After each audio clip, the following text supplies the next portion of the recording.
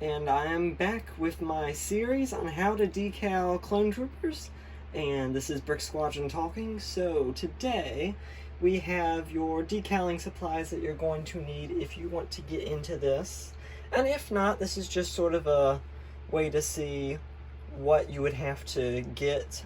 Most of this stuff you have to have, but some components are not necessary. So I'm going to start off with the most essential thing, and that is the Jonak Toys Phase 2 Clone Trooper decal. So this is basically like a water sticker that will go on a blank minifigure, and this is the base of the entire operation that I have here. So then you're also going to want your blank minifigure parts, and these work best if they are Lego brand.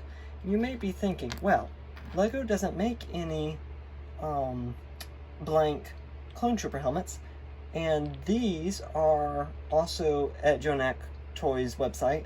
These are off-brand, custom-made blank helmets just for decaling, and they're pretty cheap, so you can get those there. These I got from Lego.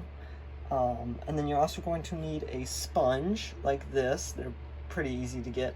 And that basically just dabs up all the water off of the decal after you've already put it on the minifigure. You're also going to want a knife, something like this, to cut the decals out, and scissors as well, because scissors are good for the straight lines. They are just cutting out the big chunks, but your decaling hobby knife you can use to get inside around all the helmet and the area.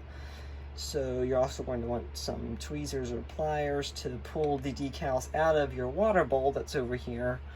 So you're going to need 2 bowls, or just one, your water bowl, and then a bowl just for your trash and like the little strips of decal that you're not using.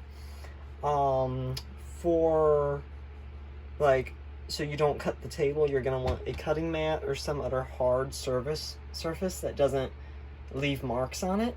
Because like if I was just cutting these decals on the mat, it would go straight through, and that would leave me with a cut-up mat. You're also going to want some kind of clear sealant, because unlike printing, these things don't just stay on the blank minifigure here.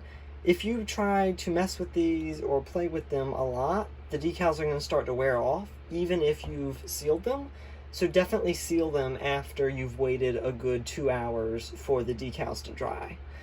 And another thing that you would need only for decaling is this whole big wire craziness right here. This is a electric nail file, and yours doesn't have to be purple, but that's just the one that I got since it was cheapest. And what you're going to need to do is you're going to need to take the legs off of the hips of your minifigure, because if you try to put decals on these, you notice how the legs are basically like there's no room between the leg and the hip right there. If you try to put decals on there, they're just gonna come right off because there's no room in between that. So you're going to use this nail file to drill some space in between that hip area, so when you apply your decals to the legs, they don't just like get ground off. When you're doing that, you're going to want all this plug-in business, and some drills. I mean, you can't just clear out the hip space with an empty nail file. You're also probably going to want a mask, because I would not recommend breathing in all that microplastic that is coming off of these.